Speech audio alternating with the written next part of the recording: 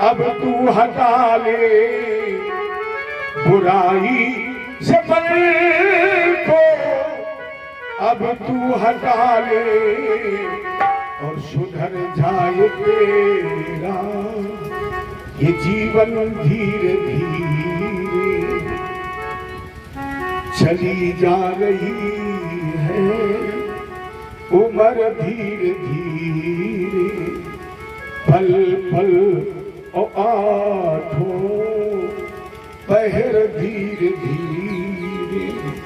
परिचित तत्साक्षी माधव निगम कल्पतरोर गलितम फलम मुक्षुक मुखाद मृग द्रव संयुतम पिबत भागवतम रसमालयम मूरहो रस का भुव भाव का। निगम कल्पतरोर गलितम फलम, निगम कहते हैं वेद, वेद रूपी कल्प वृक्ष की डाल पर एक पक्षी बैठा है जिसका नाम है सुख।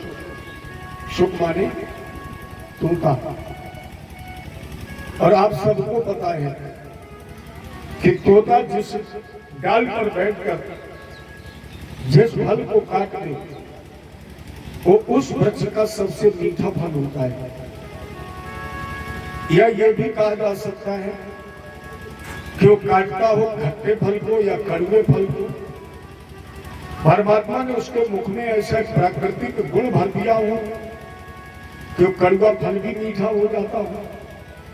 लेकिन दोनों विधाओं से यह निश्चित है कि तोता जिस फल को काट लेता है वो उस वृक्ष का सबसे मीठा फल होता है। तो वेद रूपी कल्प वृक्ष की डाल पर बैठकर हमारे श्री सुखदेव जी महाराज ने जिस वृक्ष को के फल को झूठा कर दिया, चोंच लगा दी है, या जिसे अपनी वाणी से प्रकट कर दिया है, वो उस वेद रूपी कल्प वृक्ष का सबसे मीठा फल है। और इसकी तुलना किससे करें? अगर इसकी समानता करनी है तो इसकी समानता आप करें आम के फल से। अरे ये आम का सीजन भी चल रहा है। आपको पता है आम की गुठली में स्वाद है कि आम के गूदा में स्वाद है? अगर आपको आम दिया जाए और ये कहा जाए कि आम के गूदा में स्वाद है कि गुठली में, तो क्या उत्तर दोगे? किसमें स्वाद है? गूदा में नहीं है। अगर गूदा में स्वाद है तो फिर गुठली 75 बार मुंह में क्यों डालते हो? अगर गूदा में स्वाद है तो चाकू से जरा जरा से गूदा निकालने के बाद भी तुम गुठली मुंह में क्यों डालते हो? इसके मतलब आम के फल का असली स्वाद गूदा में नहीं है, आम की गुठली में है। और आज के बाद आप अनुभव करके देखना कि जितनी बार गुठली आपके मुंह में जाएगी उतनी बार आपको नया स्वाद देगी, आपको नया रस मिलेगा, नया आनंद मिलेगा, नया अनुभव मिलेगा। और मैं तो समझता हूं कि गुठली फेंकते फेंकते भी लोग 2-4 बार जी, इतना स्वाद होता है गुठली में, इतना आनंद होता है कि लोग फेंकते फेंकते भी 2-4 बार गुठली जीभ से चाटी लेंगे। अब बताओ किसमें ज्यादा स्वाद है? गूदा तो एक बार मुंह में रखा सीधे पेट में चला गया। लेकिन गुठली कभी आपको खट्टी लगेगी, कभी मीठी लगेगी, अन्य आपको स्वाद मिलेंगे। मेरे कहने का मतलब जिस तरह आम की गुठली को जितनी बार आप प्रयोग करेंगे उतनी बार आपको नया स्वाद मिलेगा, उसी प्रकार मेरे ठाकुर जी की कथा तो जितनी बार सुनोगे उतनी बार आपको नया। अब जितने कभी सुनी ना हो वो कथा सुनी सुनेगा तो कहेगा मनोज वाजपेयी का उपन्यास लाओ, गुलशन की कहानी पर कहाँ ये लगाए हो कथा। लेकिन जिसने कथा पढ़ी है, जितने इस कथा को सुना है, वो जितनी बार सुनेगा उतनी बार उसमें उसे रस मिलेगा। इसकी दूसरी समानता आप गन्ने के पेड़ से करिए। गन्ने की पहली पूजा कैसी होती है? ऊपर वाली होती है, खट्टी।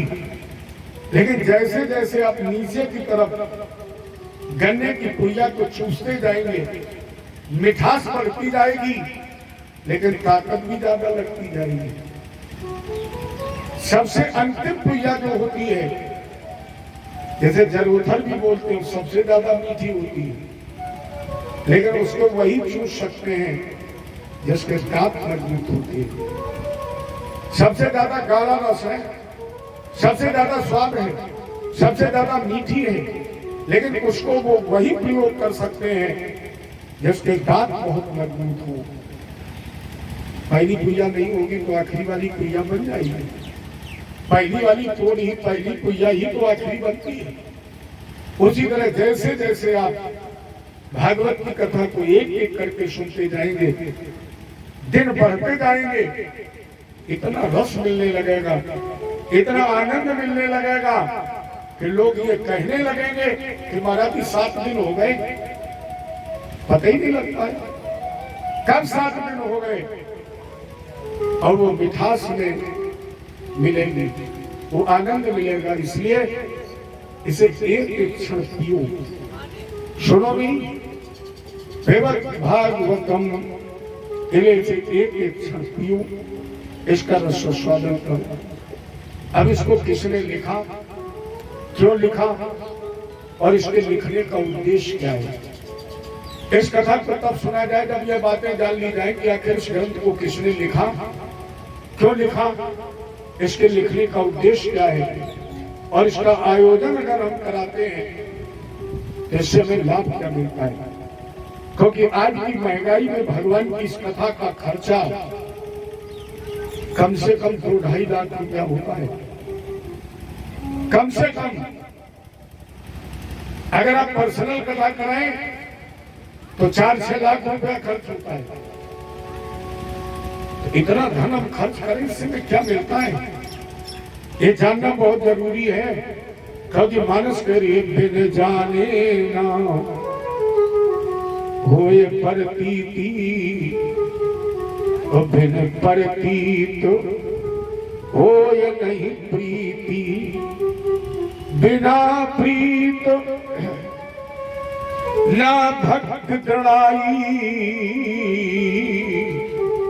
अजम खगपति जल की चिकनाई।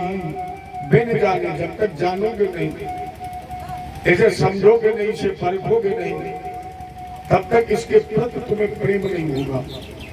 और जब तक अनुराग नहीं होगा, इसे जानोगे नहीं, तब तक स्थिति कैसी बनी रहेगी जैसे जल और तेल की। आपको एक घड़े में जल दिया जाए और 50 ग्राम पानी दे दिया जाए और आपसे कहा जाए कि इस घड़े के जल में तेल मिला दो, क्या मिल जाएगा? जब आप घड़े के जल में तेल डालेंगे तो मेरी समझ में तेल के ऊपर ही दिखाई पड़ेगा। चलिए एक युक्ति करिए, शायद तेल में पानी मिल जाए। उपाय करिए। उपाय क्या है? उस घड़े में मथानी चलाइए, जैसे दही मथा जाता है मट्ठा बनाने के लिए, उसी तरह आप मथानी चलाइए। और जब मथानी चलाओगे तो क्या पानी में तेल मिल जाएगा? जब तक मथानी चलेगी तब तक तो ये लगेगा कि तेल पानी में मिल गया, और जब मथानी रुक जाएगी तो पानी अलग हो जाएगा और तेल अलग हो जाएगा। तो अब हमें तेल का स्वरूप नहीं बनना है। इसलिए कथा को सुनने से पहले जानिए, समझिए, परखिए, और जब इसे जान और समझ लोगे तो फिर तेल नहीं, आप चीनी बन जाओगे। और जब आप शक्कर बन जाए, इसके बाद पानी में डाल के 2-4 बार इधर उधर कर दिया जाए तो फिर चीनी मिलेगी? नहीं मिलेगी। इसलिए पहले इसे जानिए कि आखिर ये क्या है, इसका लेखन क्यों हुआ, इसके लिखने का उद्देश्य क्या है। इसके पहले एक चर्चा, सत्यम परम धीमहि। वेद व्यास जी ने इस ग्रंथ को लिखने से पहले सत्य को प्रणाम किया। और जो लोग कल कथा सुन रहे थे उनको याद होगा, मैंने बताया था ईश्वर का प्रथम नाम सत्य ही है। जैसे आप रामायण पढ़े तो 8 घंटा तो केवल स्तुति में लग जाएगा, क्योंकि गोस्वामी जी ने तो पागल और मूर्ख तक की स्तुति की है। अगर आप शिव पुराण पढ़े तो आपको शंकर जी की स्तुति, विष्णु पुराण पढ़े विष्णु की स्तुति, देवी भागवत पढ़े तो देवी जी की स्तुति। लेकिन भागवत ग्रंथ जब आप पढ़ेंगे तो इसमें राम, शंकर, कृष्ण, नरसिंह या देवी जी की किसी की स्तुति नहीं है। किसी को प्रणाम नहीं किया गया। वेद व्यास जी ने प्रणाम किया, सत्यम परम धीमहि, हम सत्य को प्रणाम करते हैं। इसके मतलब सबसे बड़ा ईश्वर सत्य ही है। और फिर मैं दोहरा दूंगा श्लोक, सत्यम सत्य से सत्येन धार्यते पृथ्वी, सत्येन तपते रवि, सत्येन वात वायुष्य, सर्वे सत्यम प्रतिष्ठितम। उस सत्य को हम प्रणाम करते हैं जिस सत्य की धुरी पर पृथ्वी टिकी है। हम उस सत्य को प्रणाम करते हैं जिस सत्य से सूर्य प्रकाश दे रहा है। हम उस सत्य को प्रणाम करते हैं जिस सत्य से ये हवा चल रही है। हम उस सत्य को प्रणाम करते हैं। ये जो भी दृष्टिगोचर हो रहा है ये सब सत्य की धुरी पर टिका है। ये सत्यम परम धीमहि, हम सत्य को प्रणाम करते हैं। और सत्य को प्रणाम करके वेद व्यास जी ने इस ग्रंथ का लेखन किया। इस ग्रंथ में 4 अक्षर हैं, भा, गा, वा और का। भागवत शब्द में 4 अक्षर है, भा, गा, वा और का। भा माने भक्ति, गा माने ज्ञान, वा माने वैराग्य, का माने त्याग। और जब आपके पास भक्ति, ज्ञान, वैराग्य और त्याग माने दान करने की क्षमता हो जाएगी तो निश्चित भवसागर से पार। अच्छा जरा देखना, अपने यहाँ तो जितना खेल है वो सारा खेल भाका ही है। बगैर भाके तो यहाँ कुछ है ही नहीं। हम चिंतन किसका करते हैं? भगवान का। इस देश का नाम क्या है? भारत। हम आप कौन? बोले भक्त। भगवान ने भारत पर कृपा की, भक्त को जन्म दे दिया। और भक्त को जन्म देकर उसने 2 रास्ते हमें आपको चलने के लिए बनाई। पहली रास्ता पर भक्ति, भजन और भाव। दूसरे रास्ते पर भय, भूख और भोग। अगर भक्ति, भजन और भाव के रास्ते पर चले तो प्यारे भवसागर से बेड़ा पार। और अगर चले भय, भूख और भोग तो चिंता मत करना, इन 3 की पूर्ति के लिए आगे खड़ा है एक राक्षस जिसका नाम है भ्रष्टाचार। डूब गए उसमें। अगर भय, भूख और भोग के रास्ते पर चले तो करना पड़ेगा भ्रष्टाचार। अगर भ्रष्टाचार में फंस गए तो फिर जन्म मरण, पुनरप जननम पुनरप मरणम पुनरप जननी जठरे शयनम। फिर जन्म मृत्यु मृत्यु जन्म। यदि में फंस जाओगे, इसलिए भय, भूख, भोग के रास्ते को छोड़कर चलिए किस रास्ते पर? जिस पर भजन है, जिस पर भाव है, जिस पर भक्ति है। ये मन भगवान के चरण कमलों में। आपने सुना होगा एक जब जमाना रेडियो का था, अब तो एक ऐसी मशीन चल गई है मोबाइल, इधर तो जीवन के सारे अधिकार छीन लिए। अब एक भी रिश्ता मोबाइल की वजह से कायम नहीं है। मेरा तो अनुभव है कि 100 व्यक्तियों को एक कमरे में बैठा दो, 100 लोगों को एक कमरे में बैठा दो, सबके हाथ में एक एक एंड्रॉइड मोबाइल दे दो, 350 रुपए का रिचार्ज करा दो, 24 घंटे के लिए एक कमरे में बंद कर दो। मेरी समझ में 24 घंटे में 100 व्यक्ति एक दूसरे से नमस्ते नहीं करेंगे, नहीं करेंगे। अपनी बटन में अगर हेलो भी होगा तो मोबाइल से, हाय भी होगी तो मोबाइल से, गुड मॉर्निंग भी होगी तो मोबाइल से। बोलचाल बंद। मोबाइल ने जानते हो क्या छीन लिया है? मोबाइल ने छीना है आना जाना, आपस में मिलना जुलना, बोलचाल, पोस्टकार्ड, टार्च, रेडियो, घड़ी, निमंत्रण, सब खत्म। केवल एक अच्छाई है मोबाइल में, सारी बुराइयां हैं, केवल एक अच्छाई है कि आप यहाँ बैठे बैठे 1 सेकंड में अमेरिका से भी बात कर सकते हैं। बाकी तो सारी बुराइयां, कोई चिट्ठी लिखता है, कोई निमंत्रण बांटता है, टाइम है सीधे सीधे लिख दिया वो। अरे हम लोगों को तो बड़ा घाटा हो गया जब से मोबाइल चलाए। पहले हम लोगों के पास जब कथा वथा होती थी तो यजमान जाता था, महाराज जी मुहूर्त बताइए, अब मुहूर्त निकलवाता था, कुछ ना कुछ दक्षिणा भी देता था। अब तो सीधे सीधे मोबाइल में गुरु जी वो जरा भागवत की डेट बता देना। अब उसने तो कह के काट दिया। अब हम अपना पैसा भी खर्च करें, मोबाइल से नंबर भी मिलाए, घंटा भर पत्रा भी देखें, उधर डेट बता दें, चबल नहीं मिली। ऐसा ये मशीनरी का युग आ गया। लेकिन हम चर्चा कर रहे हैं उस समय की जब रेडियो चलता था तो उसमें सुबह सुबह बहुत अच्छा भजन आता था। मुझे अच्छा लगता है इसलिए मैं गा रहा हूं, शायद आपको अच्छा लगे। थोड़ा मन दर्पण कहना, थोड़ा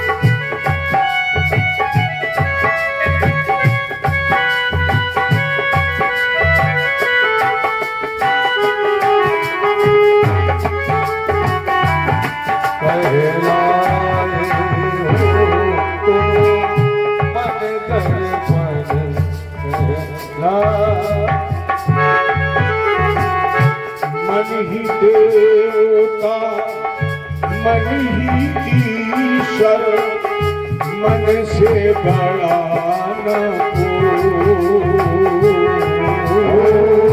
मन ही देवता, मन ही ईश्वर, मन से बड़ा न कोई। मन उजियारा जब जब ठहरे, जब उजियारा हो, इस उजले दर पर प्राणी, इस उजले दर पर प्राणी, भूल न जमने पाए।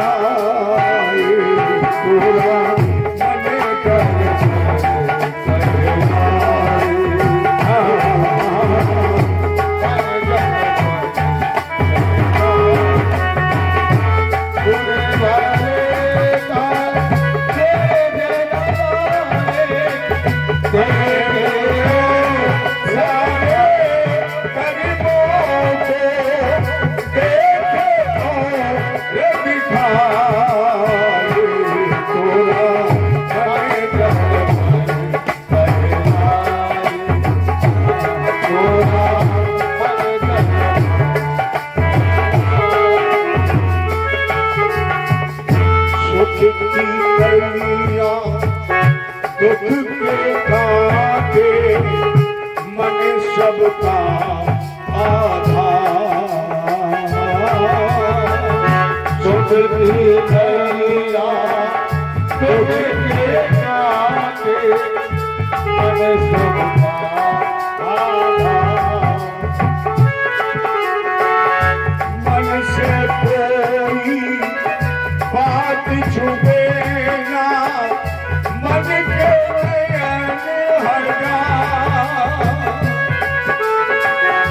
मन से कोई बात छुपे ना मन के हरगा। जग से कोई भाग न चाहे जग से भाग न चाहे मन से भाग न पाए। तोरा मन दर्पण ओ तोरा मन दर्पण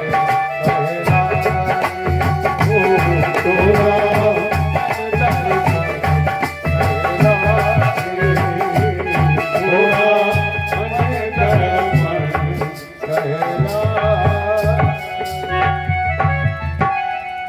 की दौलत ढलती छाया मन का धन अनमोल। ये धन ढल जाएगा लेकिन मन जो तुम्हारे पास कल था वो आज भी है और कल भी रहेगा। मन जो तुम्हारा बाल्यावस्था में था वही मन प्यारे जवानी में भी है और याद रखना ये मन बुढ़ापे में भी रहेगा। प्रमाण दे दूं, बच्चे का मन हमेशा टाफी पर मचलता है और किसी बुजुर्ग का व्यक्ति मन का किसी 100 साल के बुजुर्ग से पूछो दादा क्या चाहिए, तुरंत कहेगा संतरा वाला कंपट दे दो। क्योंकि बच्चा भी कंपट ही मांगता है, टाफी मांगता है। उसी तरह बुजुर्ग भी माने मन जो बाल्यावस्था में था वो जवानी में भी है, बुढ़ापे में भी रहेगा। मन कभी बदलता नहीं है। ये तन बदल सकता है। तन की दौलत ढलती छाया मन का धन अनमोल। एक तन के कारण मन के धन को, तन के कारण मन के धन को माटी में मत रोल। मन की कदर भुलाने वाले, मन की कदर भुलाने वाले हीरा जन्म गवाए। तोरा मन दर्पण कहलाए। भले बुरे सारे कर्मों को देखे और दिखाए। तोरा मन दर्पण है। गा मन भक्ति, गा मन ज्ञान, वा मन वैराग्य, ता मन त्याग। एक सरल भाव। दूसरे विद्वान का भाष्यत सर्वलोकेषु गतिर्तस्य अलौकिकी वर्ण्यम सर्वशास्त्रेषु कलाश्याम भवाम कुधौ। भाष्यत सर्वलोकेषु। भा प्रकाश का सूचक है। भाव उसे कह सकते हैं जिसका प्रकाश दिव्य तेज 3 लोक 14 भुवनों में व्याप्त है। यह जिसका संभाषण समस्त ग्रंथों में उपस्थित है वो अक्षर है भाव। गतिर तस्य अलौकिकी, जिसकी गति को आज तक जाना ही नहीं जा सका है। कोई ऐसा यंत्र नहीं बना जो भक्त भगवान और भागवत की इस वार्ता को नाप सके। किसकी गति क्या है? दिव्यतम गति है। और तीसरा अक्षर है वर्ण्यम सर्वशास्त्रेषु, जिसका वर्णन समस्त शास्त्रों में किया गया। यह वरिष्ठम सर्वशास्त्रेषु, जो 4 वेद 6 7 18 पुराणों में सबसे बड़ा है। वरिष्ठम, जो सबसे बड़ा है, सबसे वरिष्ठ, सबसे श्रेष्ठ है, वो अक्षर है वा। और अंतिम चौथा अक्षर है ता, तरंत भवसागरात। अगर वो इस ग्रंथ का सेवन कर लेता है तो निश्चित भवसागर से तर जाता है। जिसका लेखन द्वापर युग के तृतीय चरण में सम्याप्रास नाम के आश्रम पर वेदव्यास जी ने किया।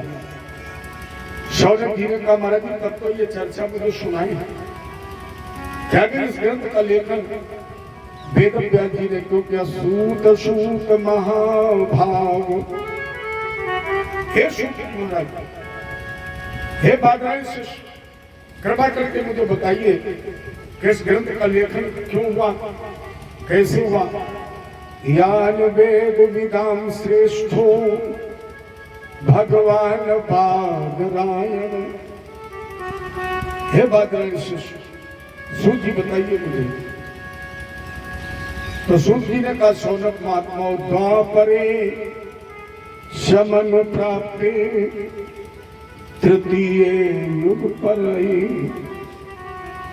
जाता पराशरा भोगी व्यासव्याम कल्या हरि। द्वापर युग के तृतीय चरण में सम्याप्रास नाम के आश्रम पर वेदव्यास जी महाराज बड़े दुखी मन से बैठे हुए थे, क्लेश में थे, सोच रहे थे कलयुग में अध्यात्म न ज्ञान है न विवेक है। कलयुग सर्व अवगुणों की खान है। कलयुग का मनुष्य अल्पायु होगा, अल्पज्ञानी होगा, और जब अल्पायु और अल्पज्ञानी होगा तो वेदों का पठन पाठन नहीं कर पाएगा, शास्त्रों का अध्ययन नहीं कर पाएगा, पुराणों के रहस्य को नहीं समझ पाएगा। तो अब कलयुग में मनुष्य का कल्याण कैसे हो? इसी चिंता में द्वापर युग के तृतीय चरण में सम्याप्रास नाम के आश्रम पर बैठे थे। उसी समय यहाँ देवर्ष नारद की देवदत्त नाम की वीणा के तारों के स्वर, और नारद जी वीणा बजाते हुए चले आ रहे। श्रीमन नारायण नारायण नारायण श्रीमन नारायण श्रीमन नारायण नारायण नारायण नारायण नारायण श्रीमन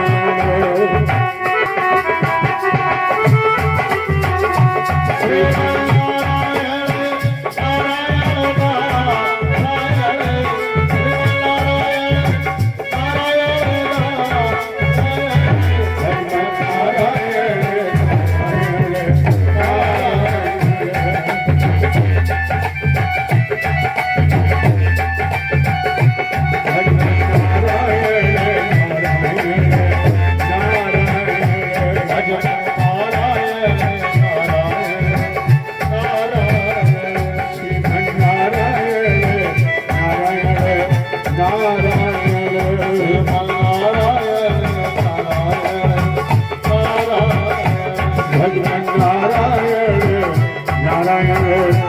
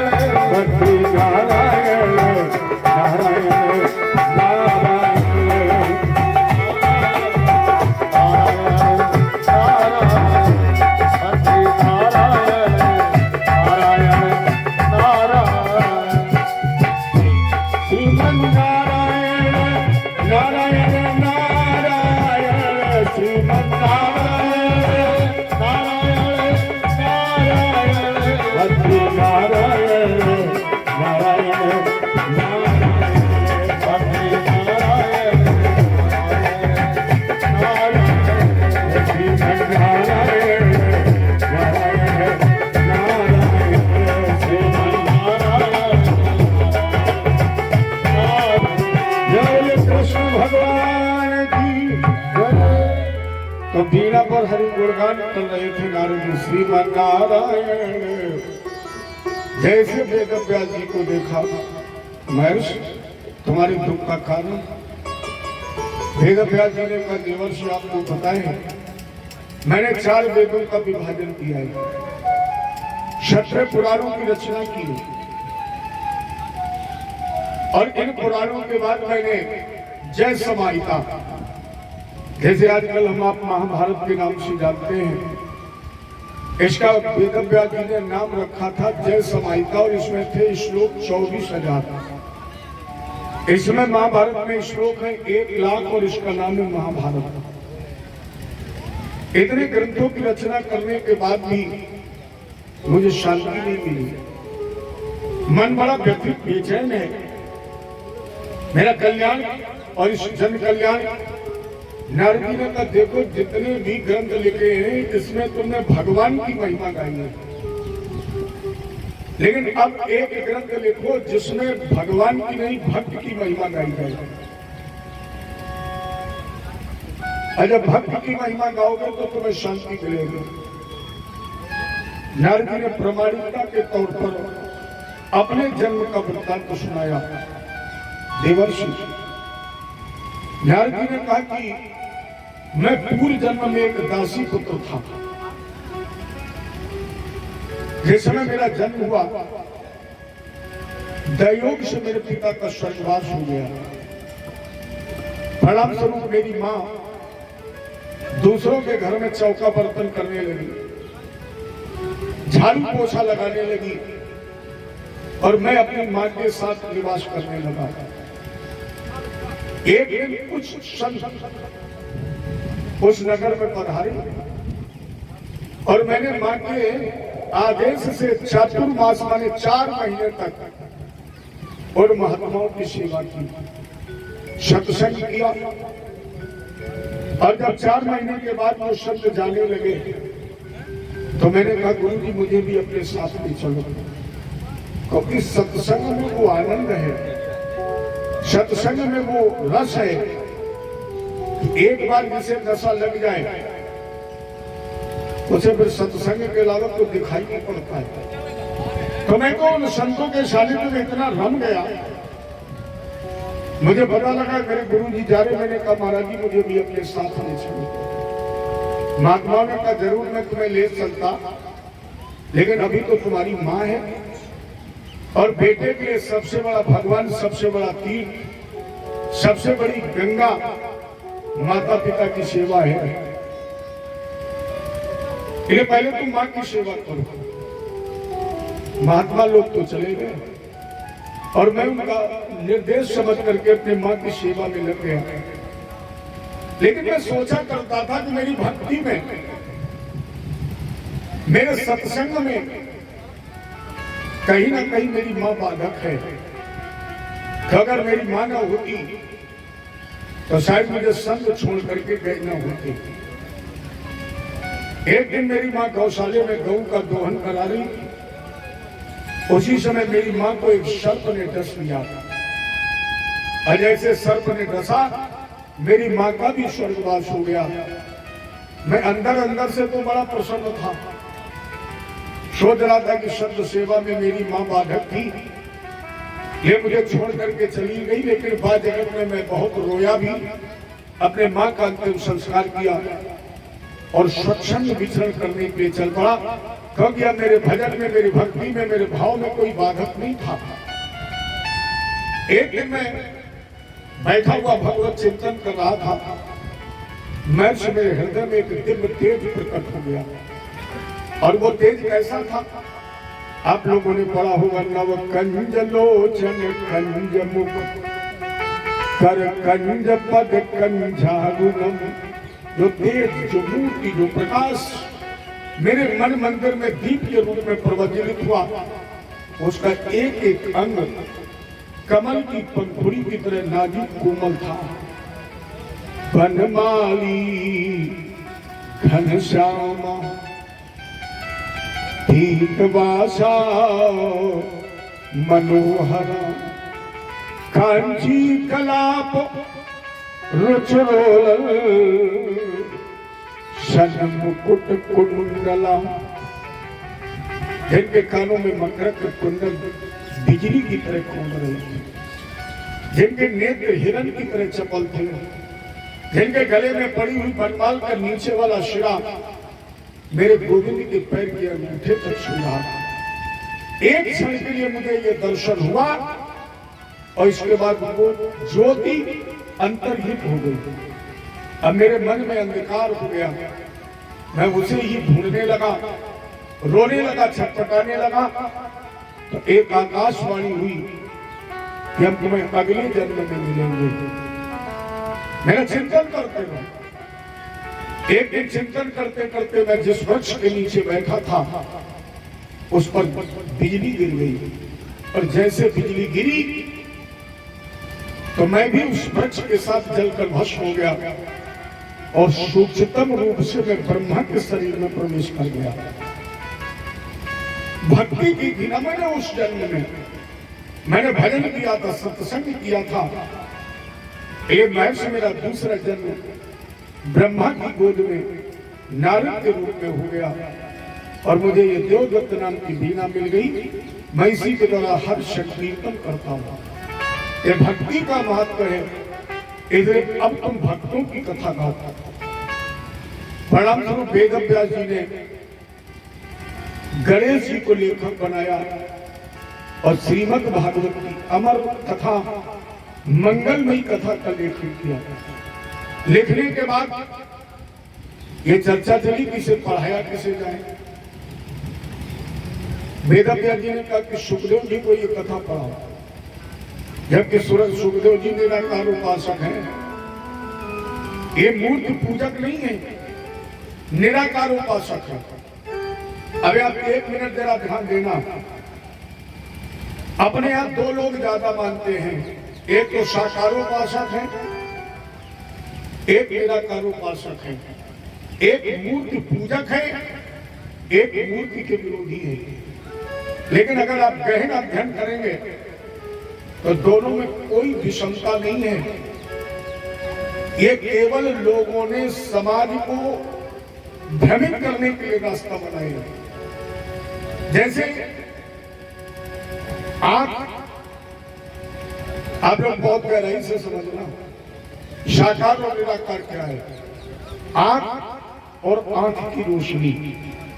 इसके पहले मैं एक निवेदन और कर लूं, उसकी गति कैसी है, उसका स्वरूप कैसा है, उसका स्वभाव कैसा है। जैसे आपको बर्फी खिलाई है और बर्फी खिलाने के बाद आपसे पूछा जाए कि आपको बर्फी खाने में कैसी लगी, तो क्या उत्तर दोगे? अच्छा बताओ, मीठा कैसा होता है, बता सकते हो? जिस प्रकार किसी वस्तु को खाने के बाद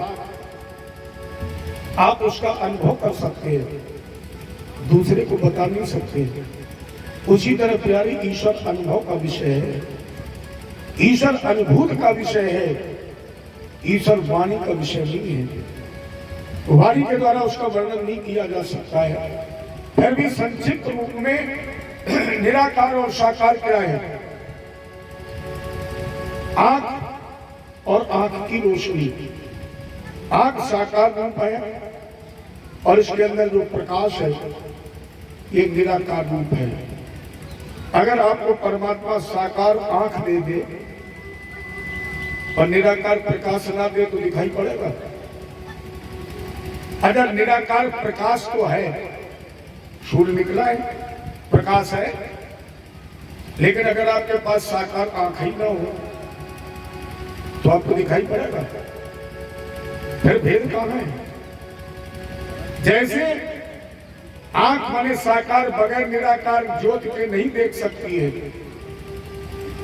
या ज्योत होते हुए भी बगैर साकार के आप नहीं देख सकते हैं, उसी तरह निराकार और साकार तत्वता दोनों एक हैं।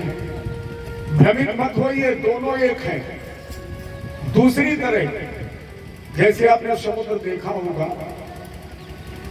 नहीं देखा होगा तो किताबों में पढ़ा है, सभी लोग जानते हैं समुद्र में क्या भरा है? सबको पता है समुद्र में क्या है? पानी, जल। और कभी कभी उस जल से लहरें उठती हैं। समझिए आप, लहरें उठती हैं। लहरों में क्या है? जल ही तो है। लेकिन लहर को कोई जल नहीं कहता है और जल को कोई लहर नहीं कहता है, जबकि तत्वता दोनों में जल ही है, नाम अलग हो गया है। लहर उठ गई, लोगों ने कहा लहर है। उसी तरह परमात्मा भी साकार निराकार तत्वता दोनों एक है। तीसरा भाव, जैसे अपने यहाँ दो उद्भट विद्वान हुए, कबीर और गोस्वामी तुलसी। तुलसी ने कदम कदम पर राम को साकार इष्ट माना है और कबीर जी ने निराकार। कबीर जी ने लिखा भुजाएं है ना सीना है ना गर्दन है ना पेशानी। लेकिन जिन्होंने कबीर जी की जीवनी पढ़ी होगी उन्हें पता होगा कि कबीर जी ने निराकार को पाने से पहले साकार को पूजा है। रामानंद साकार को गुरु बनाया है, तब निराकार को पाया है। और गोस्वामी जी ने कदम कदम पर राम को भगवान माना, लेकिन राम कथा लिखते लिखते जब लेखनी रुक गई और इनको कुछ नहीं लिखने को मिला तो कहा बाबा कबीर ने बिल्कुल ठीक लिखा है, मेरा राम कैसा है? बोले बिन पद चलाई सुनई बिन खाना,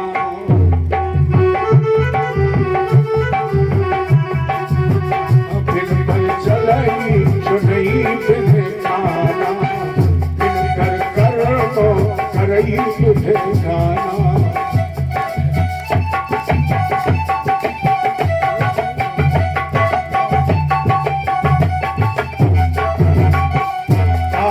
रहित सकल रस भोगी, आनंद रहित सकल रस भोगी, आनंद रहित सकल रस भोगी, बिन पानी पत्ता पर जोगी,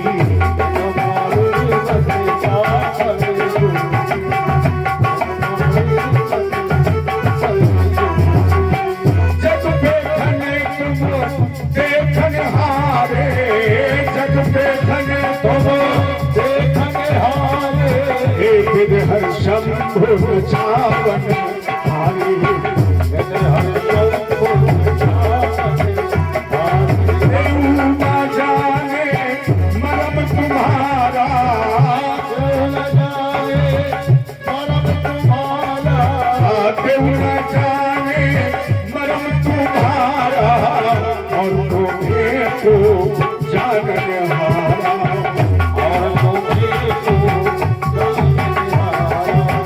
और तुम्हें को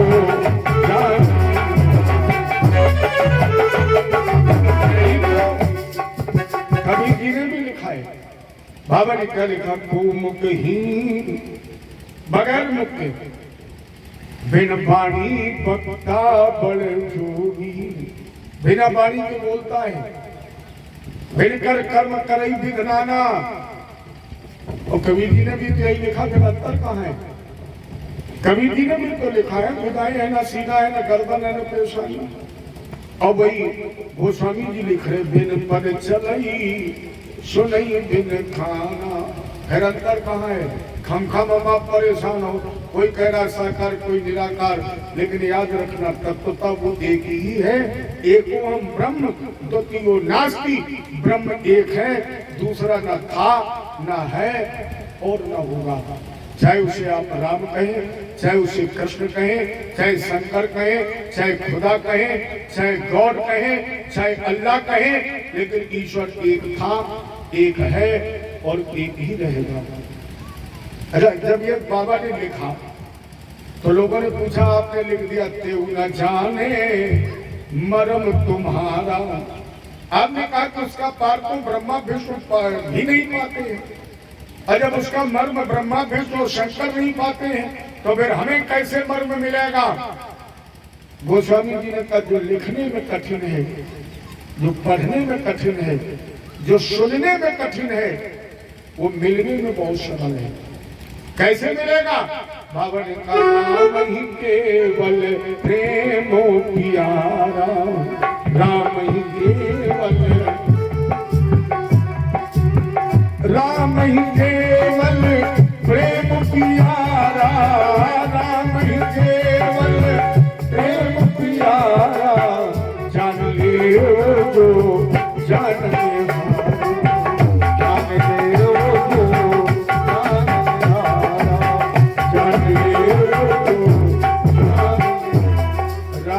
केवल प्रेम प्यारा।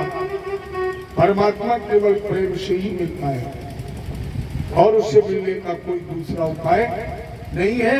तो वेदव्यास जी ने कहा कि एक भागवत का श्लोक तुम सुखदेव जी के कानों तक पहुंचाओ, क्योंकि सुखदेव जी निराकार उपासक और दुनिया के माया ममता मोह से विरत, जन्मत ही जब दुख निरत नरा लपेटे अंग, भाग चले सुखदेव जी लगे पिताजी संग। तो ये तो जन्मते ही नारा कमर में लपेट के गुफा के अंदर निराकार की उपासना कर रहे। सूत जी ने कहा कि मैं गौचारण करते हुए जब उधर से निकला तो मैंने एक श्लोक गाया, बरहा पीडम नटवर बपू कर्णयो कर्ण खारुम, विभक्तवास कनक कपसम वैजंती छमालाम। और जैसे मैंने इस श्लोक को गाया, सुखदेव जी ने कहा वो इतना सुंदर स्वरूप है, गुफा थकाए और फिर लौट गए। क्यों? सुखदेव जी ने सोचा कि जिसका स्वरूप इतना अच्छा है जरूरी नहीं कि उसका स्वभाव भी उतना ही अच्छा हो। क्योंकि जैसे लोग कहते हैं कि देखने में बहुत सुंदर है लेकिन अंदर से बहुत काला है, तो हो सकता है स्वरूप इतना अच्छा हो इसके काम अच्छे ना हो। तो सूत जी जब शाम को लौट करके गए, वेदव्यास जी ने पूछा तुमने श्लोक गाया? हाँ गुरु जी। कोई असर नहीं हुआ? बोले असर तो हुआ। सुखदेव जी दरवाजे तक आए और फिर लौट गए। कहा तो कि दूसरा श्लोक सुनाना।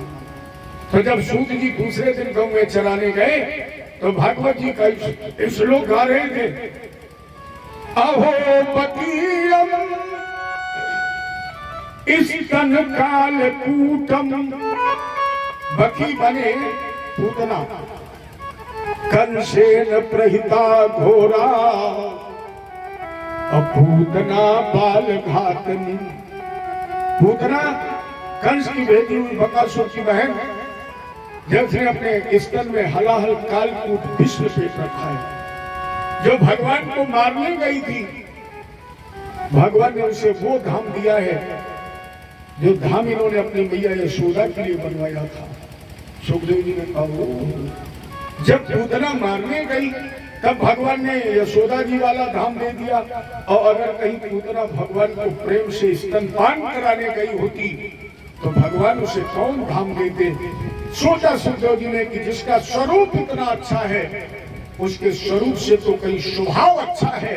ये बाहर निकल करके आए और कहा भैया मुझे आगे की चर्चा। सूत जी ने कहा इसके लिए तुम्हें अपने पिता वेदव्यास जी के पास चलना पड़ेगा। तो सुखदेव जी वेदव्यास जी के श्री चरणों में आए और वेदव्यास जी ने इसी भागवत का इन्हें पाठ पढ़ाया।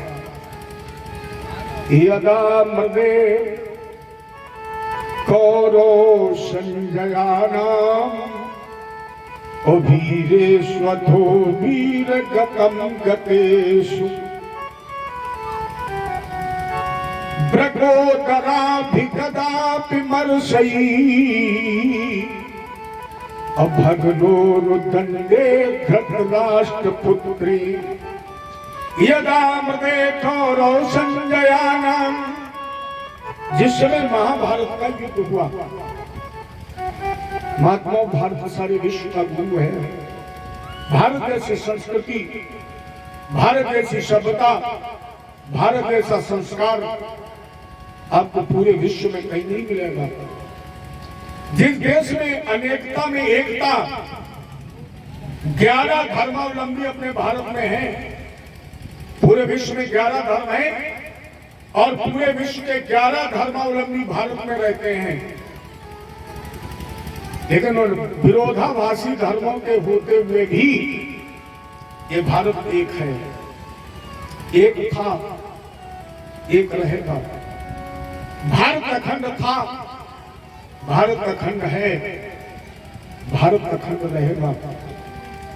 हम आप लोग बड़े नाज से कहते हैं, एक मिनट जरा गौर करना, हम बड़े नाज से कहते हैं हम हिंदू हैं, हम हिंदुस्तानी हैं, लेकिन हिंदुओं से ज्यादा अच्छे हमारे यहाँ अन्य धर्म के लोग हैं। लोग कहते हैं हिंदू धर्म खतरे में है, लेकिन हमें उन हिंदुओं से कहना है जिन्हें मस्तक पर चंदन लगाने में शर्म आती है, केवल हिंदू कहलाते हो। हिंदुओं की पहचान क्या है? जिनके सर पर चोटी है, जिनके मस्तक पर चंदन है, जो मंदिरों में जाते हैं। अरे हमसे अच्छे तो मुसलमान हैं जो 5 बार की अजान कभी नहीं भूलते। हमसे अच्छे आपके बौद्ध धर्मी हैं, बौद्ध धर्म जो स्वीकार करते हैं वो सर घुटाते हैं, आज भी घुटाते हैं। और हमें आपको बोले भैया सर नहीं घुटाएंगे, क्यों? बोले बड़ी शर्म लगती है कहने को हिंदू हो,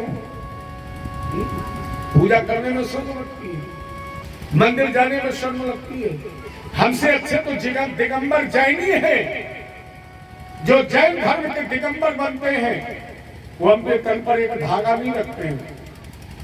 देखा होगा तो जैनी अपने मुंह पर मौन धारण करने के पट्टी बांधते हैं, और हमें आपको तो कथई सुनने में शर्म लगती है। जाएंगे नहीं, हम आपको अब गांव का नाम नहीं बताएंगे। अभी 1 महीने पहले मेरी कथा हो रही थी, बड़ा अच्छा गांव था, भीड़ भी अच्छी थी, लेकिन मैंने उनसे पूछा कि आपके घर की बहुएं क्यों नहीं आती हैं, आपके घर के बच्चे क्यों नहीं आते हैं, आपके घर की बेटियां क्यों नहीं आती हैं?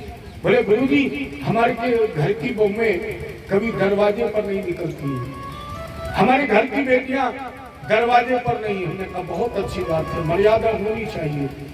दयोग से कथा के बाद उनके घर में शादी थी, उस शादी का भी मुझे निमंत्रण मिला, और जब मैं उस शादी में गया तो भांगड़ा बज रहा था, और जिन लोगों के घर की बहुएं और बेटियां कथा में बाहर नहीं निकलती थी, वो सड़कों पर बेशर्म बन करके नाच रही थी।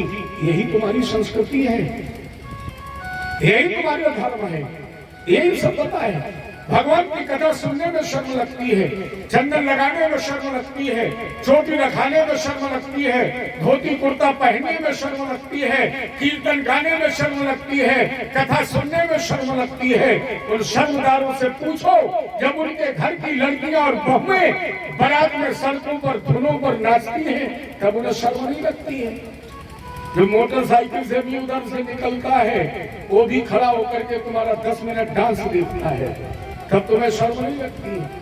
भगवान की कथा में शर्म लगती है, मंदिर जाने में शर्म। अरे कम से कम कुछ तो शर्म खाओ। अपनी भारतीय संस्कृति, अपनी भारतीय सभ्यता, अपने भारत के संस्कार, लेकिन इसमें एक कमी है। अगर हमारे देश भारत में यह कमी ना होती तो मैं इस व्यासपीठ से निवेदन कर रहा कि फिर यह कभी गुलाम नहीं होता। आज भी जितना अधर्म, आतंकवाद, अन्याय बढ़ रहा है, वो भाई के साथ केवल भाई का दगा है। अगर भारत में भाई ने भाई के साथ दगा न किया होता, अगर कन्नौज में जयचंद पैदा न हुआ होता, तो पृथ्वीराज चौहान मारा न गया होता, और प्यारे अगर चौहान मारा न गया होता तो भारत कभी तुर्क, मुगल और अंग्रेजों के द्वारा दास्ता की बेड़ियों में जकड़ा न गया होता। और महाभारत का युद्ध भी 2 भाइयों का युद्ध ही तो है।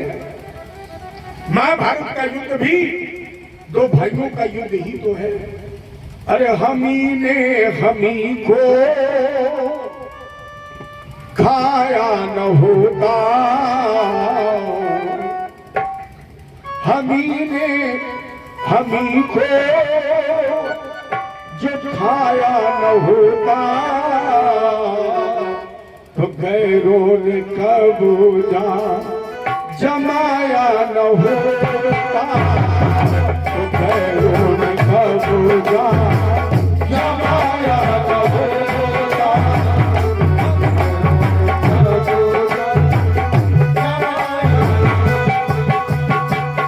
हमी ने हमी को सताया न होता हमी ने हमी को सताया न होता तो वीरों का ऐसे सफाया न होता तो वीरों का ऐसे सफाया।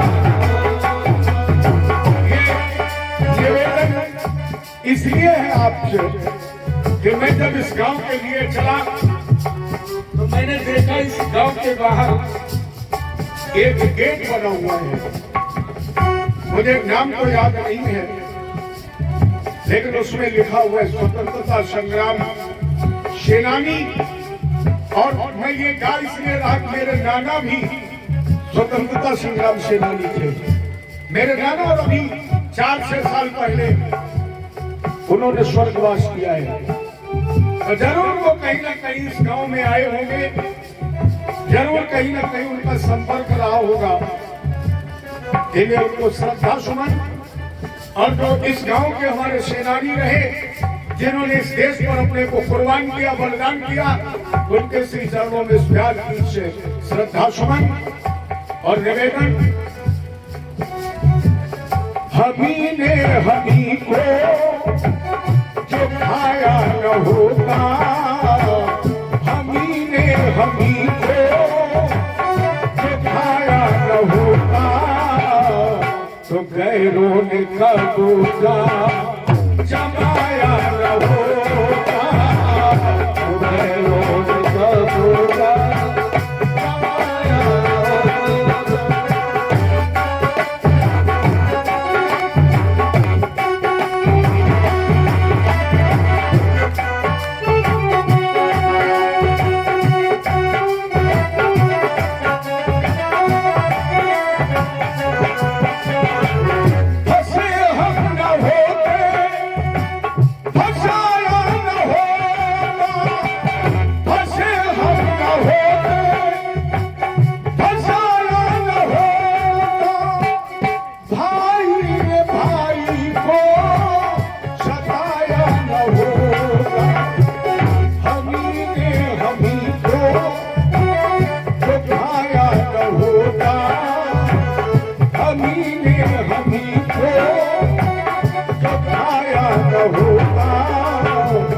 तो वीरों का ऐसे सफाया तो वीरों का ऐसे सफाया तो वीरों का सफाया तो वीरों का सफाया।